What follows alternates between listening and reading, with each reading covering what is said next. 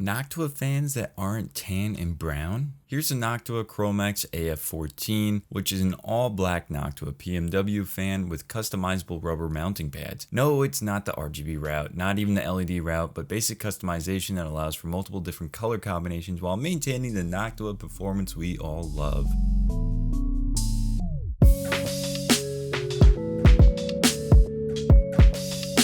Hey, what's up guys, it's JD from JDTechGear, and today we're looking into Noctua's customizable fan. Now you may have already been well acquainted with Noctua fans and know of them, but we're still going to test these out and understand its design. This fan is completely black, which will pretty much suit any color design by default. The packaging is quite the presentation for a single fan, but it does have quite a bit to offer. It has a different assortment of colors for the rubber mounting pads: black, white, red, yellow, blue, and green. The packaging includes the rubber mounts with an additional box of rubber pads, which include a total of 4 pads for each color. You can get creative and mix some of the colors to be a bit unique and match multiple colors inside your PC. The rubber mount installation is simple, just pop them into place and they remain secure, so nothing too crazy. No adhesive or anything like that, so you'll be able to interchange different colors as much as you would like. The power cable is very short on this fan, but it has an extension cord, of course. The short cable gives you flexibility for situations when using it for a CPU cooler or the alike, and the extension cable provides the necessary length and flexibility needed as a case fan, so you have the best of both worlds there.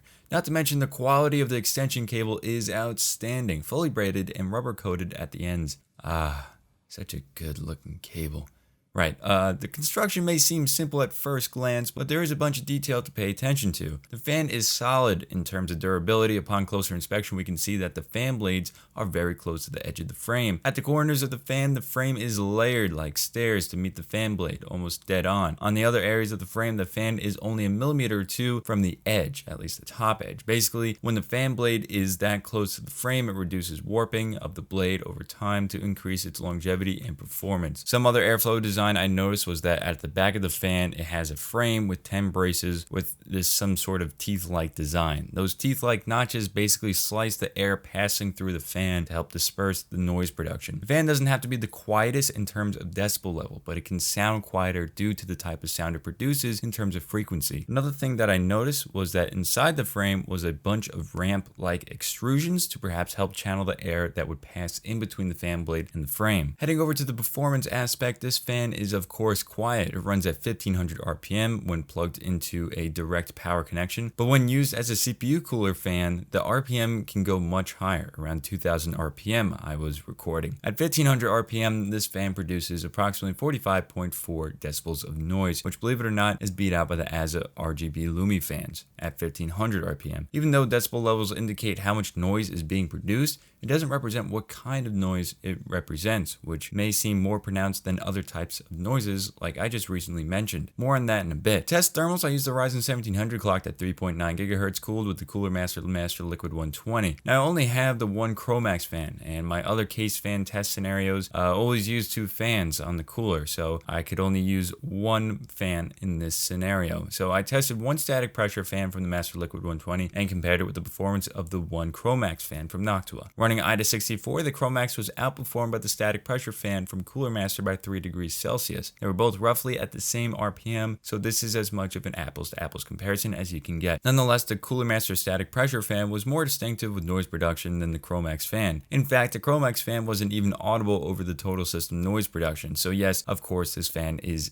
insanely quiet, but it does sacrifice a bit of cooling because of it. Moreover, the Chromax fan I feel is better suited as a case fan, although I believe it will perform just fine as a CPU cooler fan as well. These fans do produce a bit more noise than the ASA fans I compared earlier. Their noise output is a soft sound though, and not harsh, where it can be distinctively heard over other fans. So like I said earlier, it depends on the type of noise being produced. That's why not all decibel comparisons are the same. The Chromax is incredibly well engineered to last, offers customizability, which many people have been requesting for a long time from Noctua. Its noise production is not harsh and distinguishable from other system noises. It has good cooling performance. While it doesn't beat out the static pressure fan, it does do a good job at cooling for not being one, making the Noctua Chromax fan an excellent choice for case fans and even a good choice for CPU coolers. These run at $23 for each fan, which may seem a bit expensive, but a standard Noctua fan is usually around $20, so the customizability adjustment in this price is justified in my opinion. These are premium quality fans, fans, and everything is premium about the fan. They are highly reliable, well engineered, incredibly quiet, and they look good doing it too. Not over the top, but just right. For enthusiasts and the alike. Thank you all for watching. I hope you all enjoyed the video, and let me know if you're running any Noctua fans in your rig or you're planning to. If you're new here and want to see more videos like this one, consider subscribing, checking out the rest of the channel, and following me on Twitter to hang out if you want. I'll catch you guys in the next one.